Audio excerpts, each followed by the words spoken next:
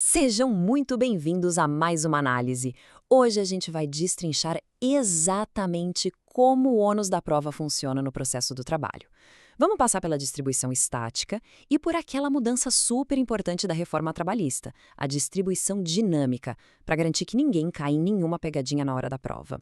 O nosso roteiro hoje é bem direto. Vamos do coração do processo, passando pelas dimensões subjetiva e objetiva, as distribuições estática e dinâmica, até chegar naqueles casos práticos que as bancas adoram e, claro, fechar com uma dica de ouro. Então vamos lá, seção 1, o coração do processo, o conceito de prova. Para construir uma base sólida, a gente precisa primeiro entender o que a prova realmente representa em um litígio. Como Carnelucci brilhantemente descreveu, ela é literalmente o coração do processo. Não é só tirar uma fotografia estática dos fatos, sabe? É toda uma reconstrução lógica que tem um objetivo único: persuadir o juiz. Pensa bem, sem a prova, qualquer pessoa poderia fazer alegações vazias, e a justiça seria simplesmente inviável. Avançando para a seção 2, dimensões subjetiva e objetiva, as duas faces do ônus. O que é super interessante aqui é como a doutrina separa esse fardo em duas dimensões distintas, algo que despenca em provas. A dimensão subjetiva olha direto para as partes, sabe? Ela dita de forma bem clara quem tem o dever de produzir a evidência para um fato específico. Já a dimensão objetiva, pessoal, essa é como se fosse um verdadeiro salva-vidas para o juiz. Se chegar no final da instrução e as provas forem insuficientes, ou der aquele famoso empate técnico, o magistrado vai usar essa regra puramente para decidir contra quem deveria ter provado aquele fato e não provou. Chegamos então na seção 3, a distribuição estática, a regra geral lá do artigo 818 da CLT. O ponto crucial aqui é que a CLT divide esse fardo de um jeito muito organizado, com base puramente na natureza do fato. É a nossa regra estática. Funciona assim. Para o empregado, o reclamante, fica o ônus de provar os fatos constitutivos do direito dele. Já para a empresa, que é a reclamada, a bola passa para ela se ela quiser provar qualquer fato que seja impeditivo, modificativo ou extintivo daquele direito inicial do trabalhador. Vamos trazer isso para o mundo real para ficar bem visual. Imagina o seguinte cenário. O trabalhador Rafael processa a empresa XPTO. O Rafael tem a obrigação de provar que o direito dele foi violado, certo? Esse é o fato constitutivo, logo o ônus é todo dele. Mas, se a empresa quiser se defender dizendo, opa, peraí, a gente já pagou ou isso aí prescreveu, pronto, temos aí um fato extintivo, e o fardo de provar essa nova afirmação vira integralmente para o lado do empregador. O que nos leva à seção 4, a distribuição dinâmica e a grande mudança da reforma trabalhista de 2017. Pessoal, muita atenção aqui, porque os examinadores amam cobrar essa parte. A reforma trabalhista deu uma sacudida no cenário. Ela finalmente alinhou a CLT ao artigo 373 do Código de Processo Civil, codificando oficialmente a distribuição dinâmica. Na prática, isso permite que o juiz do trabalho reatribua a obrigação de provar para a parte que estiver melhor equipada para conseguir a prova. É o sistema buscando aquela sonhada igualdade material entre quem está processando e quem está sendo processado. Mas olha, essa inversão não acontece num passe de mágica de qualquer jeito. Existem critérios super rigorosos lá no parágrafo 1º do artigo 818. Se houver impossibilidade ou uma dificuldade absurda de cumprir o ônus estático, ou se a outra parte tiver muito mais facilidade em obter aquela evidência, o juiz pode agir. A grande pegadinha é, isso exige uma decisão muito bem fundamentada e tem que acontecer antes da fase de instrução. Afinal, a outra parte precisa ter a chance real de ir lá e conseguir produzir essa prova.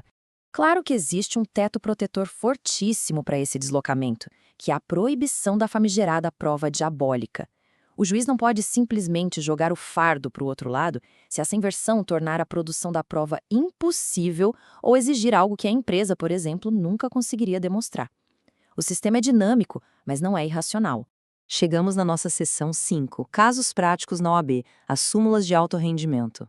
Afinal de contas, como tudo isso cai na prova? A melhor maneira de fixar essa teoria é observar de perto como as distribuições estática e dinâmica funcionam naqueles litígios que o exame da OAB cobra ano após ano. Vamos pegar a equiparação salarial pautada na súmula 6 do TST. Aqui, a regra estática funciona como um relógio. Quem pede a diferença salarial só precisa provar uma coisa, que exercia exatamente a mesma função que o colega. Esse é o fato constitutivo.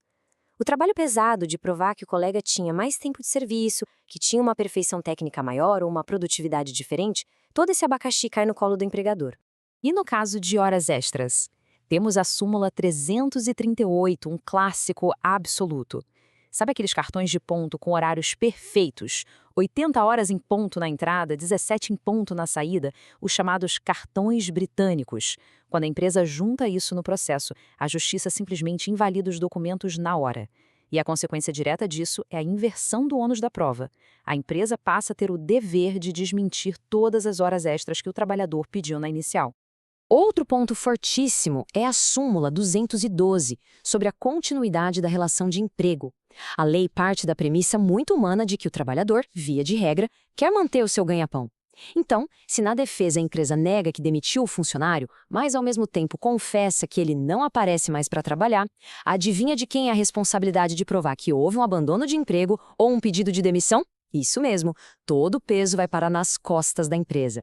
E olhem só como a distribuição dinâmica protege os mais vulneráveis. A súmula 443, que trata da despedida discriminatória, é brilhante.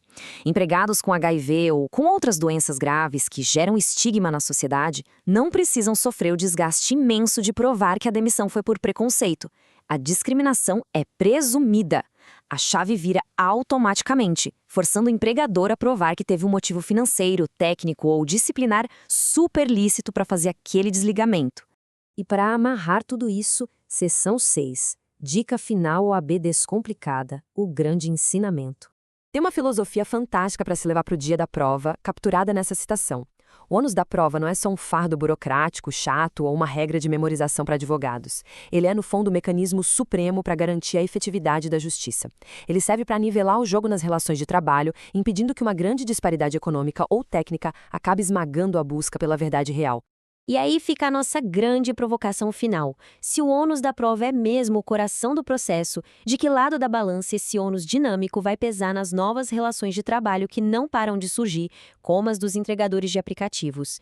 Dominar essa lógica não é só para passar na OAB, é para a vida prática. Muito obrigada por nos acompanhar em mais essa análise aprofundada. Fiquem de olho nos próximos conteúdos e excelentes estudos.